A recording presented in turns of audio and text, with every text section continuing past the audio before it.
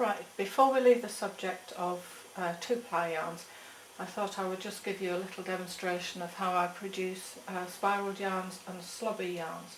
So I'm going to produce the singles first, and I make sure this time that instead of keeping my fingers out of the drafting zone, I actually slide them into it, and then I give a sharp pull, and that allows a big thick lump to come out, followed by a thin bit behind it.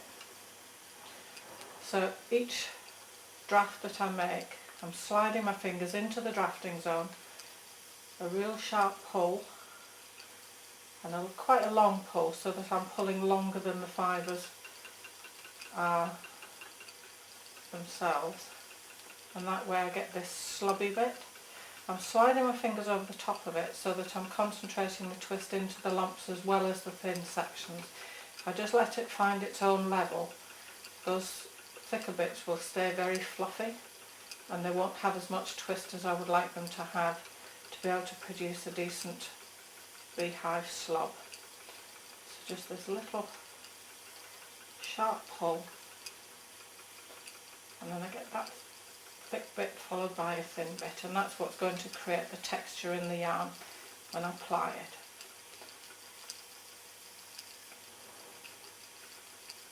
So I'm just going to carry on doing this for a little while until I've got enough yarn produced to do this little applying demonstration for you. Right, so I finished spinning some slobby yarn, and this is a close-up of it so that you can see that it has got thick and thin sections throughout. Now the next thing I've done as well is I've got a singles of silk which has got high twist in it, just so that it holds longer for when we're manipulating these two threads. So the silk is going to act as the core yarn, and the slobby yarn is going to be the wrapping yarn. So I've changed my flyer over to a jumbo flyer which has a bigger orifice and bigger open hooks, so that hopefully we won't get too many tie-ups as it goes through the orifice and onto the bobbin. So again, we're going to be plying in the opposite direction to which it was spun.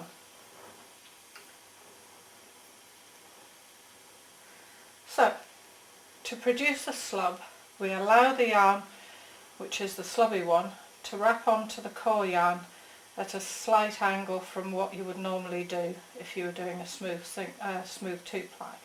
And then we push the lump up.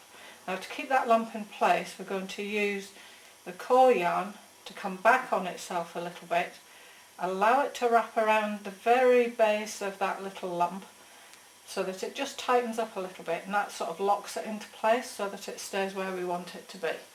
So we're going to carry on and do this. Put a little bit more tension on the bobbin. So we wrap it on, push it up, lock it in. Wrap it on, push it up, lock it in.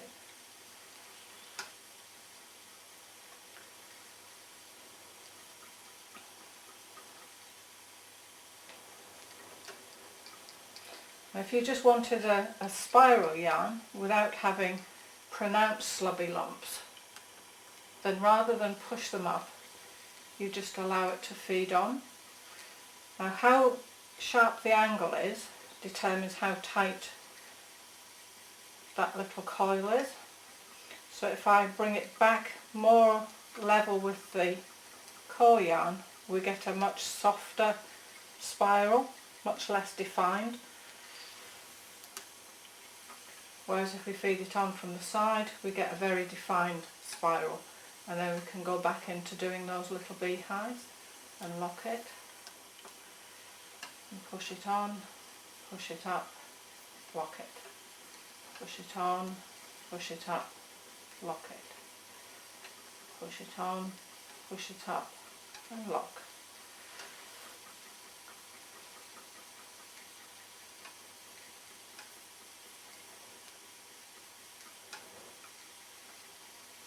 Now I wouldn't expect these yarns to be balanced, and more often than not these are used as accents. They're very good in things like weaving and for edges of sleeve cuffs and that kind of thing. but I don't think many people actually use these kinds of yarns for an entire garment. I think it would be a little bit too much. They look very nice in the hank quite often, but I think the uses are somewhat more limited than a good quality evenly plied yarn. But they're very interesting to do, quite good fun, and using lots of different colours as well you can get lots of different effects. So you can see this yarn is developing quite nicely. And sometimes it just needs a little bit more tension to pull that slub through. Quite often you need a different type of wheel altogether. If you're going to do a lot of fancy slubby yarns, something like an Ashford country spinner would probably be a better wheel choice. This is an Ashford jumbo flyer on this wheel at the moment, and although it does work well enough for slightly slubby yarns, when you get into the really mad yarns that have got lots and lots of texture in them, they can get hooked up as they go through the orifice and get caught on the teeth of the hooks as well.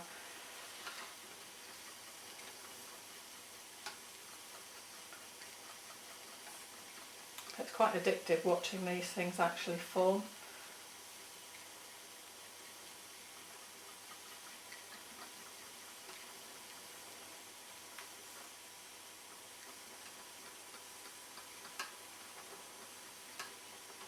So I'll just carry on and just do a plain spiral with what's left of this.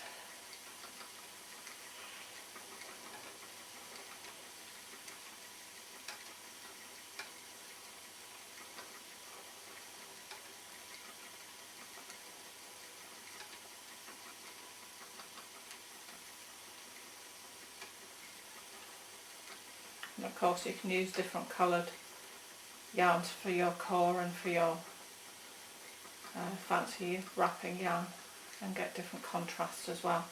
As it happens, these two have been dyed specifically to go together. And that's that done. So I'll just draw this back a little bit so that you can see what we've produced. Little beehives, little coils, and that's fancy yarns as a 2-ply. Of some of the fancy yarns that I've just done. So this is one with the beehives and the spirals.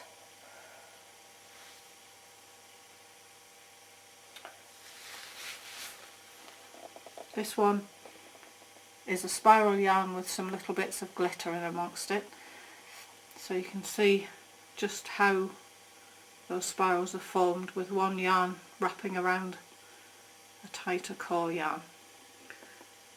This is another spiral yarn, but again it's a much more tonal coloured yarn, so it's got not so much differentiation between the core yarn and the wrapping yarn. A little bit of a close-up.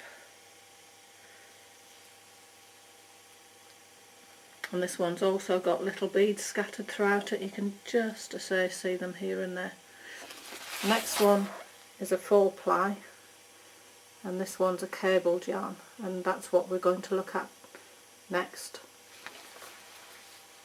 This one is a boucle, and it's made with a singles of mohair and 2 of a lurex.